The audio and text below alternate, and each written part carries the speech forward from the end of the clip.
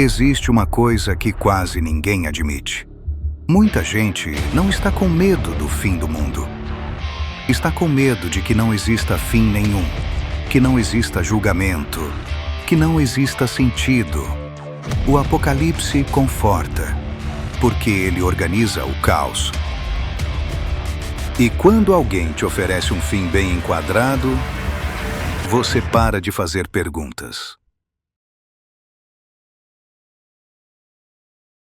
Sabe aquela sensação que talvez muita gente reconheça? Uhum. Aquela de que, mesmo com tudo aparentemente no lugar, tem algo fundamentalmente errado? Sei bem qual é. Não é falta de grana, não é falta de acesso.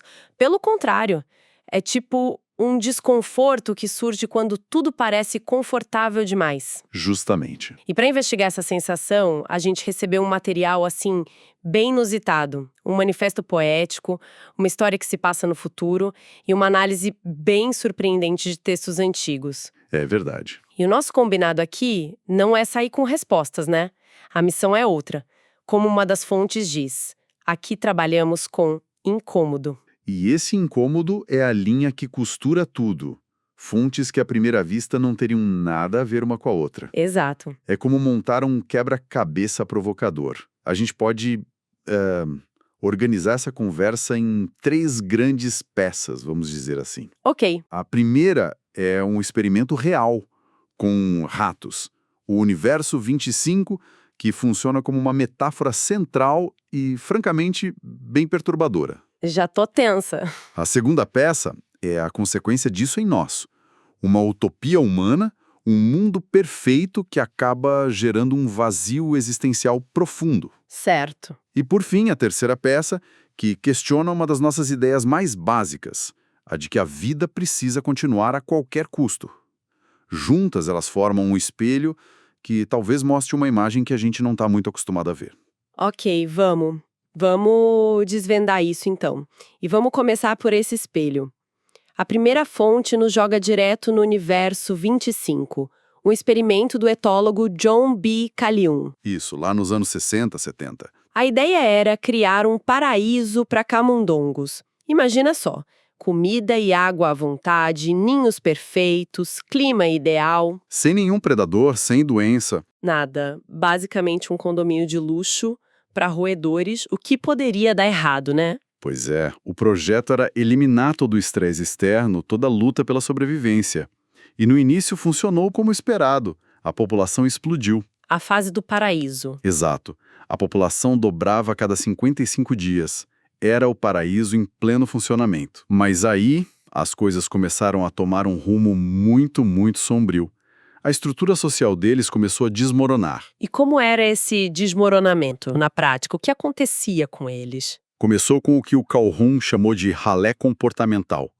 Os papéis sociais se perderam completamente. Como assim? Os machos dominantes não defendiam mais seus territórios, outros machos simplesmente desistiam de tudo, formou-se um grupo que só comia, bebia e se limpava. Ficaram com pelos perfeitos, lindos, mas não se reproduziam, não interagiam, não faziam nada.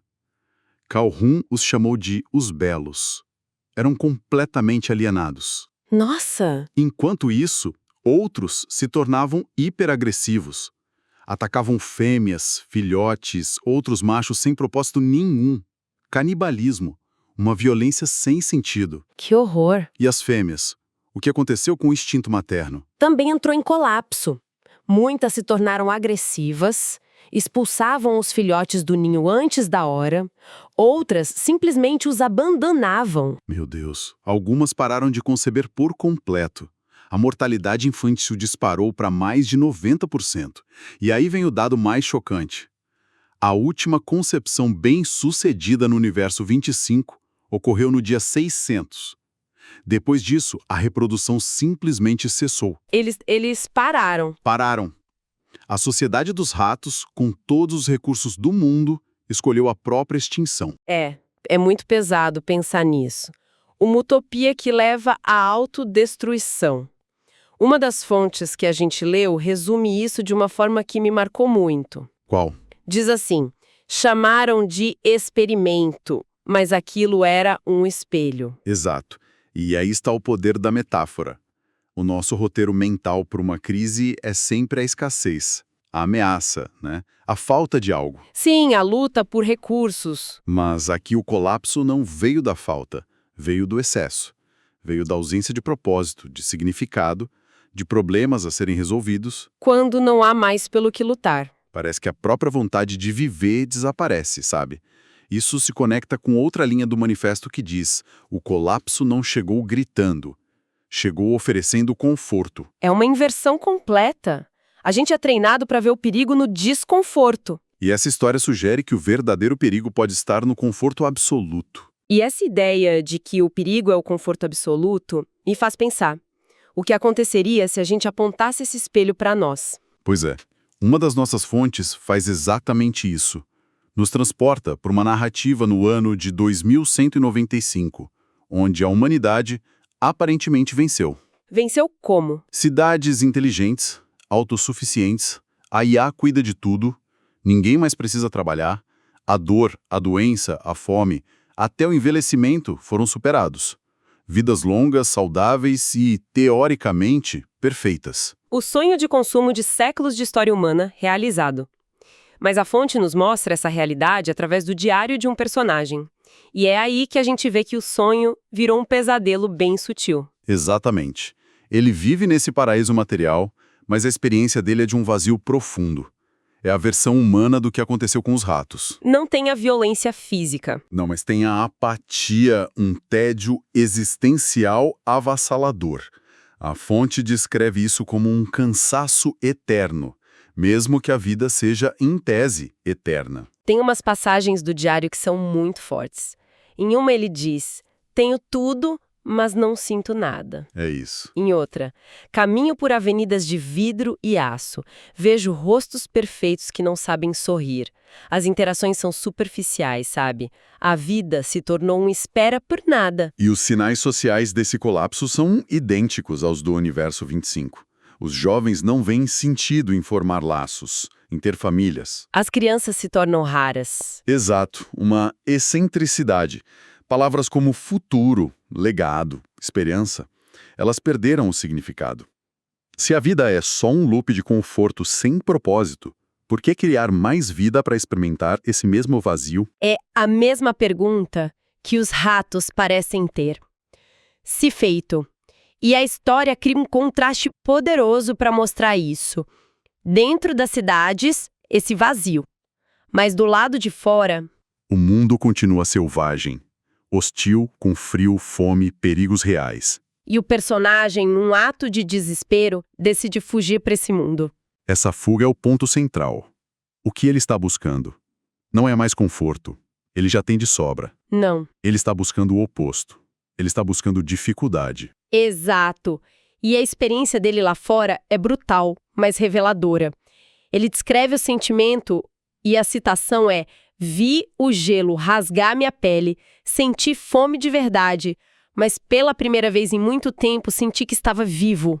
Nossa. O sofrimento, a dor, a luta, tudo aquilo que a utopia eliminou era, na verdade, o que dava a ele a sensação de estar vivo. Isso levanta uma questão importante, né?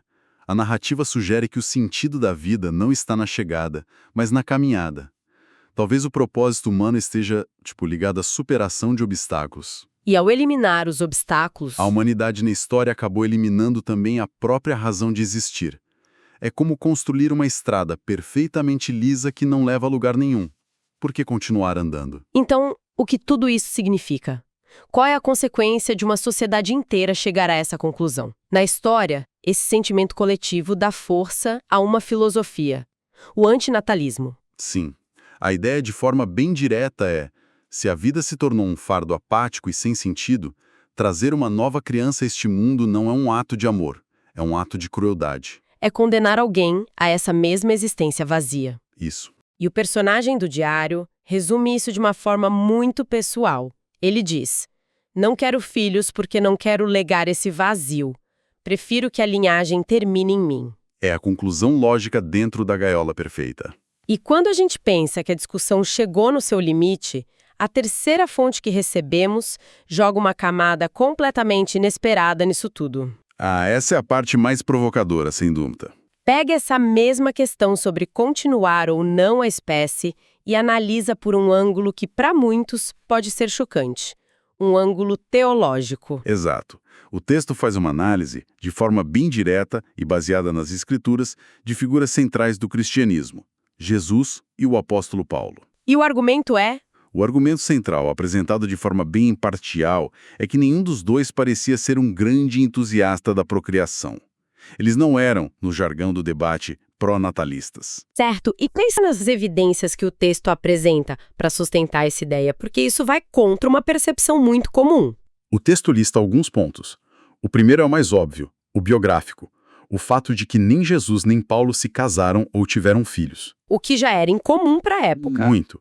Mas a análise vai para os ensinamentos. Por exemplo, Jesus frequentemente coloca a transformação espiritual do indivíduo acima dos laços de sangue. A fonte cita a passagem: "Quem ama pai ou mãe mais do que a mim, não é digno de mim." O foco sai da família biológica. Exato. E o apóstolo Paulo? Ele é ainda mais explícito, segundo o texto. Ele chega a aconselhar o celibato como o estado ideal, dizendo: é bom que o homem permaneça como eu. E o casamento? Ele trata o casamento não como a meta, mas como uma concessão para quem não consegue se conter. Ou seja, uma solução prática para evitar a imoralidade, não um pilar da vida a ser celebrado. Nossa, a conclusão da fonte ao analisar esses trechos é que a reprodução aparece como tolerada, nunca celebrada. Isso é surpreendente, porque a imagem que muitas vezes se tem, principalmente do cristianismo mais institucionalizado, é de uma forte valorização da família, da procriação. Exatamente. E é por isso que essa fonte é tão incômoda. Ela não está inventando nada, está só lendo os textos de forma literal e apontando uma inconsistência com a tradição posterior. E qual a conexão disso com o resto? Ela apresenta um precedente histórico-teológico que questiona a ideia de que a continuidade da espécie é um dever sagrado inquestionável. E isso se conecta de uma forma muito estranha com a utopia futurista e com os ratos. Quer dizer, se a gente junta as três fontes, a gente tem um arco bem definido, né? Começa com o colapso biológico dos ratos numa gaiola perfeita. Uhum. Depois, um colapso existencial dos humanos numa utopia perfeita. E, por fim, uma análise de textos fundadores da nossa cultura que, segundo a fonte, não colocam a reprodução como um valor absoluto. É exatamente esse o arco. E juntas, essas peças desafiam uma premissa que a gente raramente para pensar. A de que a vida, a continuação, a expansão, é sempre um bem em si. As fontes não dão uma resposta. Não, mas elas formulam a pergunta de um jeito muito desconfortável. E se não for? E se existirem condições sobre as quais parar a resposta mais lógica ou até mais ética? Recapitulando essa nossa jornada, então, a gente saiu do espelho perturbador do universo 25, passou pelo silêncio da utopia de 2195 e terminou com esse questionamento radical sobre o propósito de continuar. Uma ideia que encontra ecos inesperados em textos de 2000 anos atrás. E isso nos traz de volta ao ponto de partida do manifesto. A ideia não é entender o mundo, mas sim, como a fonte diz, perceber que você também está dentro da gaiola. E essa é a reflexão final que fica. As fontes nos deixam com um dilema que não é sobre ratos ou sobre o futuro. É sobre o agora. A nossa busca por conforto. Exato. A gente busca de forma incessante eliminar o sofrimento, o risco, a dificuldade. Queremos mais segurança, mais eficiência. E se essa busca, levada ao extremo, nos levar exatamente para o lugar que queremos evitar. Um lugar sem sentido. Uma pergunta incômoda. Muito. Nessa nossa construção de um mundo cada vez mais otimizado e confortável, não estaríamos nós, sem perceber, montando as grades da nossa própria gaiola dourada? E se o maior risco que corremos não for o fracasso, mas um sucesso tão completo que nos deixe sem nenhuma razão para continuar?